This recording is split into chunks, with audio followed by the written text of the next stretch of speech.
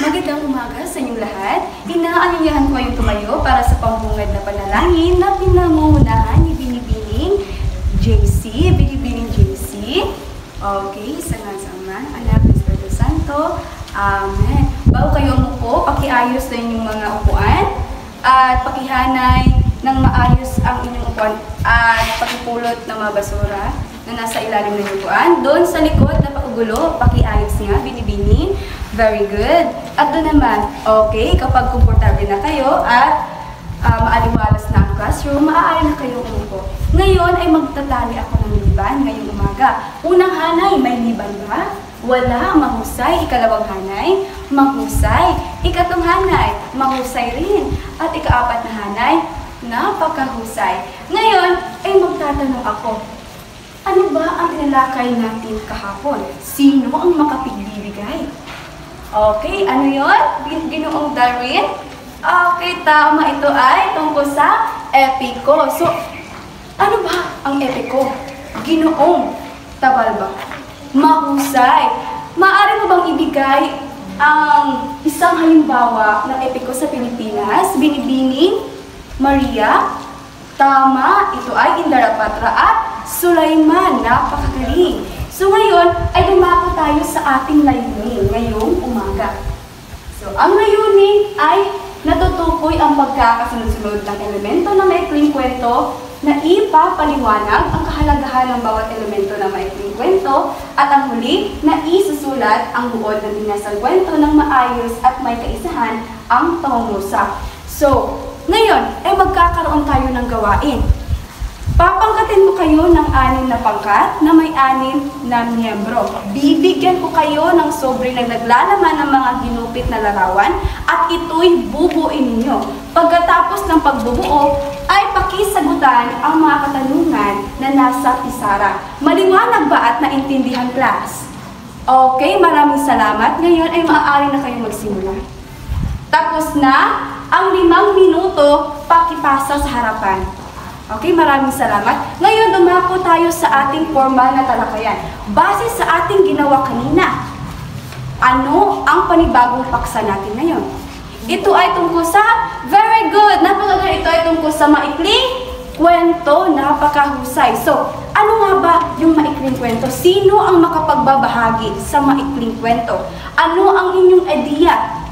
Okay, Jane, tama, may punto ka rin naman.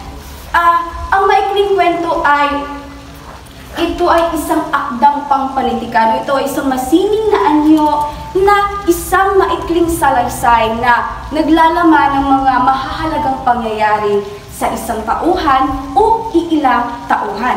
Ayon nga kay Edgar Allan Poe, alam niyo ba si Edgar Allan Poe? Si Edgar Allan Poe ay tinaguri ang ama ng maikling kwento. So ngayon class, alam niyo na kung ano yun, kung sino si Edgar Allan Poe. Si Edgar Allan Poe, ayon niya sa kanya, ang maikling kwento ay isang guni-guni or kathang-isip na hango sa buhay o aktwal na pangyayari ng tao. So yan yung ibig sabihin ni Edgar Allan Poe.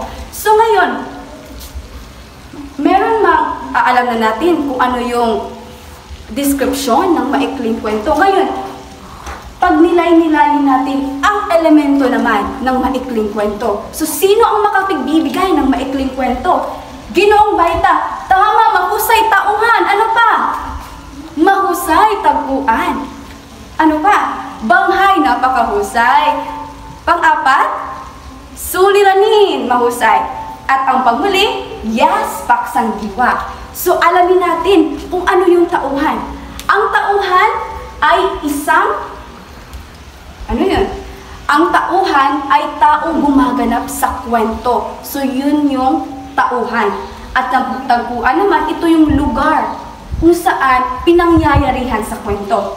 Halimbawa nito, si Michelle ay pumunta sa Central Mindanao University. So, saan pumunta si Michelle? Doon sa Central Mindanao University. So, yan yung ibig sabihin ng tagpuan.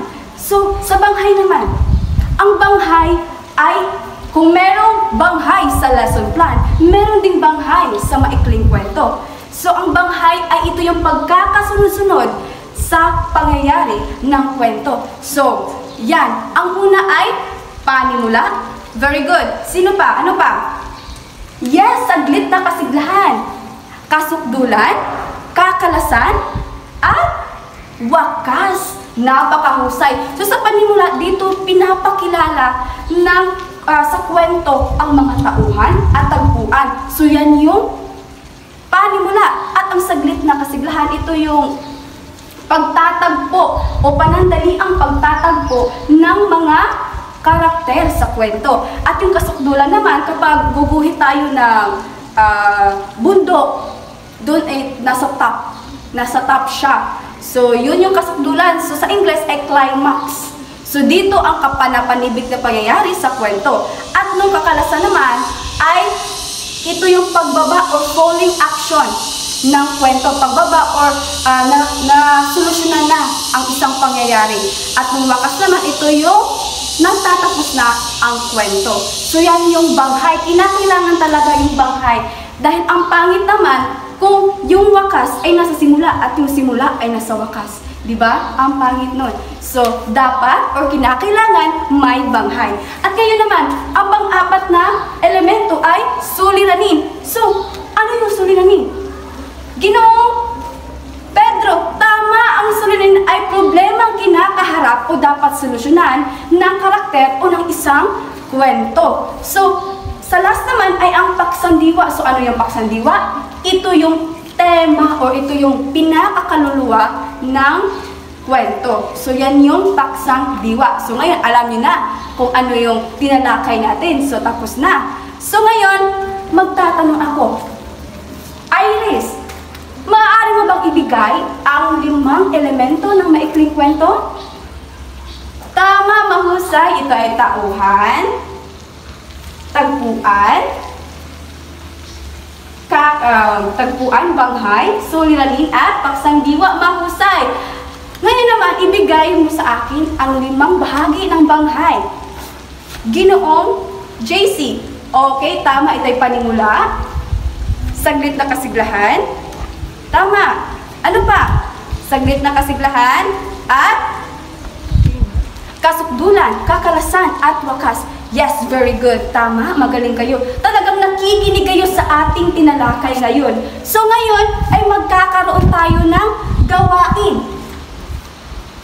Okay, una ng wastong sagot ang graphic organizer mula sa binasang alamat ayon sa pagkakasunod-sunod nito at tukuyin ang tagpuan, tauhan, wakas. Isulat ang sagot sa sagotang papel.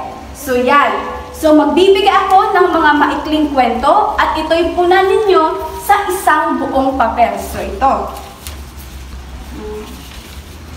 So yan. Okay.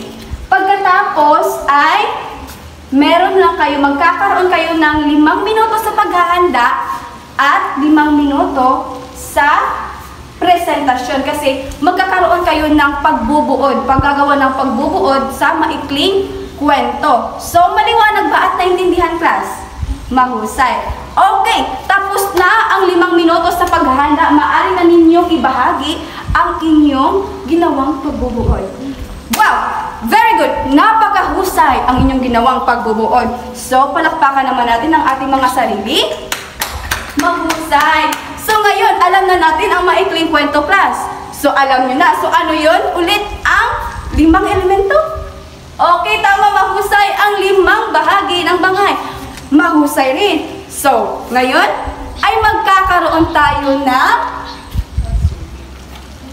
isang pagtataya. Sagutan sa sangkapat na papel ang mga sumusunod na katanungan, titik ng tamang sagot lamang ang ilalagay. So, bibigyan ko lamang kayo ng 5 minuto sa pagsasagot. Ayan, tapos na ang 5 minuto, pakipasa sa harapan ang inyong sangkapat na papel. So, okay, bago kayo lumabas sa ating klase, magkakaroon muna tayo ng takdang aralin, class. So, nakita niyo ba yung nasa pisara, ito at takdang aralin? Pumili ng isang kilalang manunulat ng maikling kwento sa Pilipinas, alamin ang kanyang naging kontribusyon sa tagumpay ng sining, gumawa ng reaksyon papel na naglalarawan patungkol sa mga paksa ng kanyang mga naisulat na maikling kwento. So, yan yung takdang aralin. So, meron itong pamantayan. Meron itong pamantayan. Ibibigay ko ito sa focal person. So, nakadepende na kuhanan ito ng litrato o ipreprint ninyo. Maliwanag ba at naintindihan, class? Maliwanag? Okay. Kung wala na mga katanungan, inaanyayahan ko kayong tumayo. Maraming salamat. Naway marami kayong natutunan sa ating talakayan ngayong umaga. Paalam sa lahat. Alam po.